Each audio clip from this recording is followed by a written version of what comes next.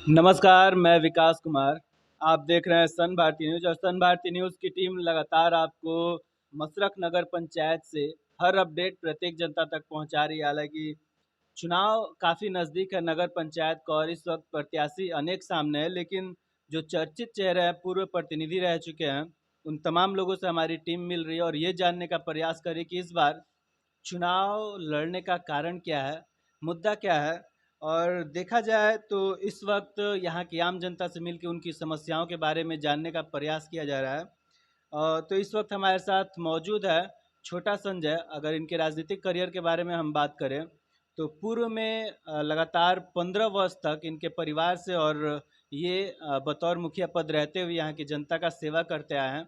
तो कहीं ना कहीं राजनीतिक अनुभव है और इस क्षेत्र से भली भांति परिचित है। तो सबसे पहले हम आपको उनसे मिलवाना चाहेंगे। बहुत बहुत स्वागत है सर आपका हमारे चैनल पे। जी, बोला जाए। तो सबसे पहले बहुत बहुत स्वागत है सर आपका हमारे चैनल पे। मैं छोटा संजय, मैं सभी नगर पंचायत मसरख के बड़ व्यवसायी एवं बुजुर्ग नौजवान साथियों को प्रणाम करता हूं, सलाम करता हूं। तो सर अगर बात करें इस नगर पंचायत को चुनाव को लेकर, हालांकि ये नया नगर पंचायत गठित हुआ है, तो लगातार जो पूर्व में आपका कार्यकाल रहा है बतौर मुखिया पद रहते हुए, अगर उस कार्यकाल को लेकर हम बात करें तो कौन से ऐसे चर्चित कार्य हैं जो आज भी यहाँ के तमाम जनता के जुबान पे हैं? यहाँ पर जो भी ग्राम पंचायत के प्रतिनिधि द्वारा जिस काम से वंचित लोग रह गए हैं, बहुत लोग अति पिछड़ा जाति से है जो वृद्धा पेंशन के लिए वंचित रह गया, कोई इंदिरा आवास के लिए वंचित रह गया, कोई कन्या विवाह के लिए वंचित रह गया। पहले फर्स्ट प्राथमिकता यही होगा कि पंचायत से जो वंचित लोगों को, लाभार्थी को जो रह गए हैं वंचित, उसको मैं पूरा करूंगा। और सबसे फर्स्ट प्राथमिकता रहेगा कि नगर पंचायत के रोड नाली जो भी है वो पहले व्यवस्था किया जाएगा, और शिक्षा और स्वास्थ्य दोनों पर पहले सर्वप्रथम ध्यान रहेगा। जैसा कि 15 साल यहाँ की जनता आप पे विश्वास जताई और मुखिया पद आपके परिवार में और आपको देते आई है। अगर 15 साल को लेकर हम बात करें तो उस दौरान यहाँ की जनता के लिए मतलब कौन से ऐसे चर्चित कार्य हुए जो यहाँ पे काफ़ी फेमस है? यहाँ का कार्यकलाप जो हुआ, मसरख पूर्वी का पंचायत प्रतिनिधित्व हम 10 बरस कर चुके हैं। मेरी माँ मुखिया थी। और ये जो मसरख पश्चिमी है, मैं यहाँ से चुनाव लड़ा था तो वो चुनाव मैं नहीं जीत पाया। यहाँ का प्रतिनिधित्व किए दिलीप महतो। सरकारी योजना से बहुत लाभार्थी लोग वंचित रह गए हैं। जो छोटा छोटा कार्य होना चाहिए वो नहीं हुआ। केवल मनरेगा के जो भी प्रतिनिधि होता है वो मनरेगा पर ध्यान देता है, क्योंकि उसमें खुश लूट खसोट होता है। हमारा प्रकाश सबकी नगर पंचायत में रहेगा कि किसी भी गरीब गरीब मतदाता को किसी भी लाभ से वंचित न रह जाए, इस पर मेरा प्रकाश रहेगा। जैसा कि अभी लगातार आप दौरा कर रहे हैं, आम जनता से मिल रहे हैं, जनसंपर्क के दौरान मूलभूत समस्याएं किस तरह की उभर के सामने आ रही हैं?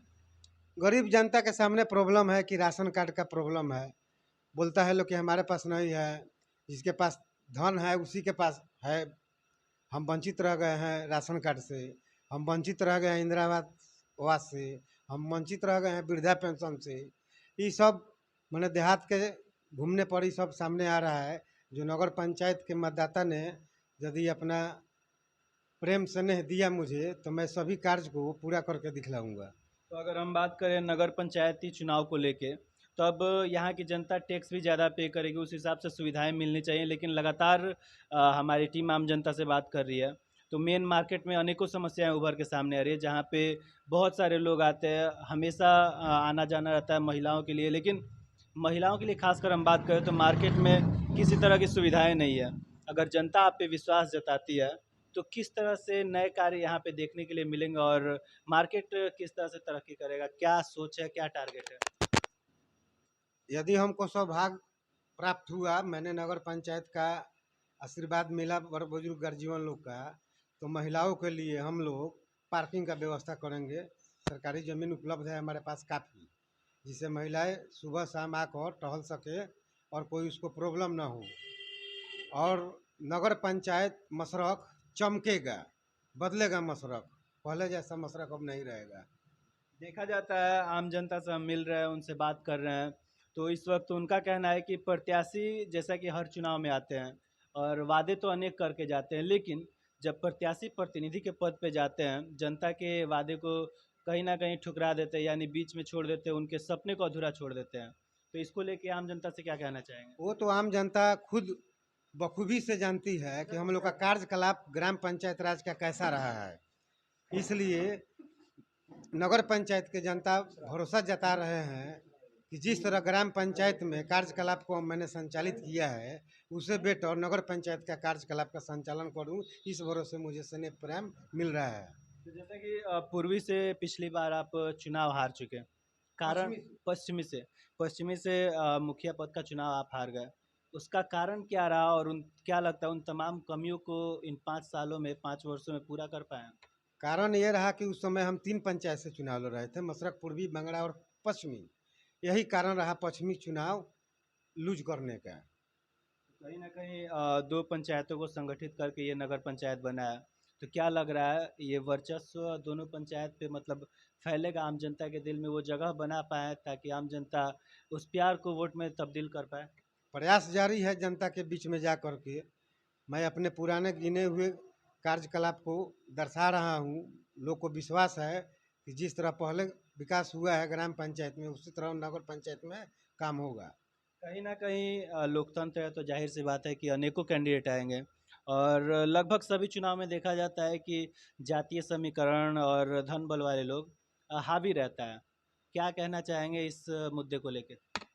चुनाव में जातीय समीकरण तो काम रहता है बोलबाला के लिए, लेकिन विकास पर जनता ध्यान देती है। जो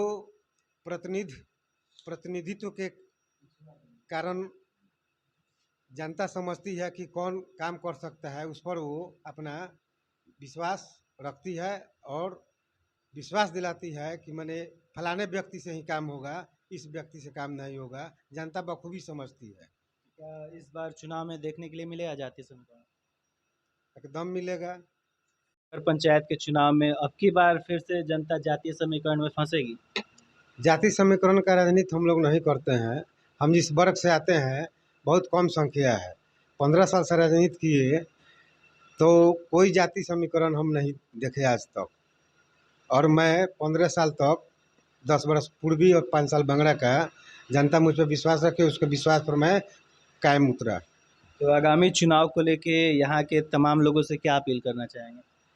हम यही मशरक के नगर पंचायत के जनता से अपील करना चाहेंगे कि एक बार मुझ पर विश्वास किया जाए, ताकि मैं जो भी कार्यकलाप से वंचित लोग रह गए हैं उसको मैं पूरा कर सकूं। जैसा कि हमारी बात अभी छोटा संजय जी से हो रही थी, जो इस वक्त प्रत्याशी के रूप में सामने, हालांकि पूर्व में प्रतिनिधि रह चुके हैं ग्राम पंचायत में और 15 वर्ष यहाँ के तमाम जनता का सेवा कर चुके हैं। कहीं ना कहीं मानना ये है इनका कि हमारे कार्यकाल को यहाँ की जनता भली भांति जानती है और उससे परिचित है और हम अपने विकास के भरोसे चुनावी मैदान में है, ताकि जनता उस कार्य को देखे जो हमने 15 वर्षों में किए हैं।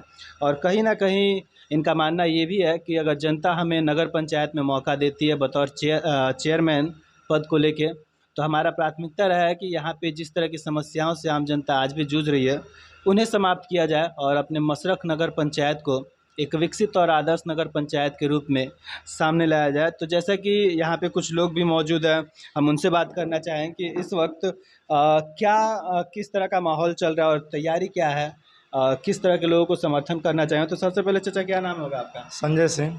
तो अगर हम बात करें इस चुनाव को लेके, तो प्रत्याशी बहुत सारे हैं, चेहरा किनका? संजय के साथ में है, हम लोग छोटा संजय के साथ में है। कारण?